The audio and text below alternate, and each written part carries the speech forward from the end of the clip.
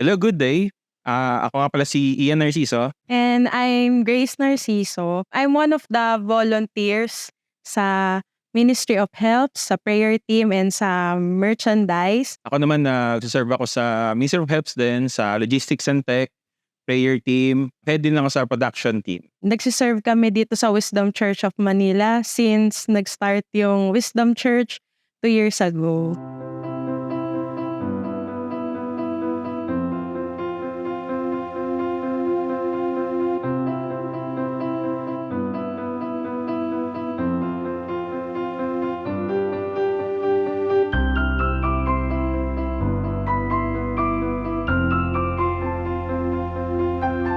Yung isi-share kong testimony is regarding dun sa favor and blessing na binigay sa amin ni God na staycation nung wedding anniversary namin. So, nung November 1, 2023, habang nagka-quiet time ako, sinusulat ko yung Bible verse na na-highlight sa akin na binigay sa akin ni Holy Spirit. Sabi niya dun sa John 14 verse 13 to 14, "And whatever you ask in my name, that I will do, that the Father may be glorified in the Son. If you ask anything in my name, I will do it." Parang nagrema siya sa akin kasi sabi ko, Lord, 2 beses mo sinabi na, if anything sa'yo na i-ask ko, you will do it. Then the Lord spoke to me na, Grace, what do you want me to do for you this year 2023? Then, nagsusulat ako ng fruit of your mouth ko. Tapos sabi niya, aside from that, parang nag-follow up question pa si Lord, aside from that, ng mga sinulat mo, what else do you want me to do for you? Tapos naisip ko na magwe-wedding anniversary na pala kami. Sabi ko, sige Lord, gusto ko naman maiba po yung wedding anniversary namin. Gusto kong makapag-celebrate ng anniversary namin outside.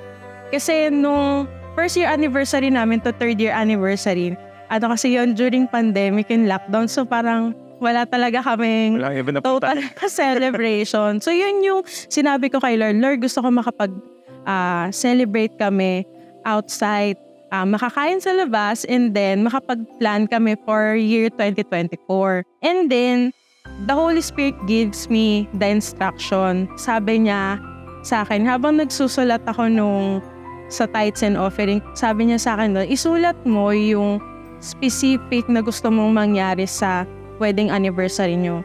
Then sabi niya, come in agreement with it. So sinulat ko siya, and then I take a leap of faith, Lord, ikaw nag-instruct sa akin and you will do it because you said in your word, you will perform it. So I give that during nung Sunday na yon. After nung binanggit sa akin ni Grace, I just agreed as well. Dahil nasa heart ko rin na talagang mag-expectant sa anniversary namin. And lo and behold, 1 week before ng anniversary, so I was serving here, someone or a couple planted a seed for us or vacation for an overnight stay. Before, ang planning lang namin is to eat and dine and plan. Dala-dala namin notebooks namin. Binless kami ng vacation. Both sa overnight, kinabukasan, we have also massage as well. Grabe kayo, Lord. You don't want us na gusto lang is na makakain, but you want us to experience rest, and you want us to experience extravagant celebration din sa anniversary na.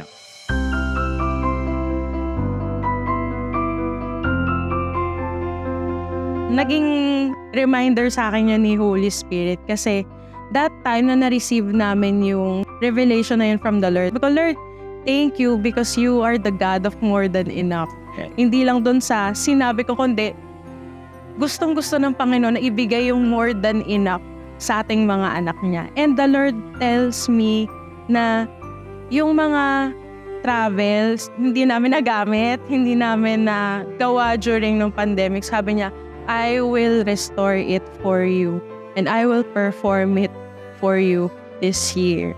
So I'm holding on to that promises. And I'm thankful for the Lord for His grace and His instruction. Hindi siya nag-withhold sa atin ng kahit na ano. I am Ian. And I am Grace. And this is our testimony.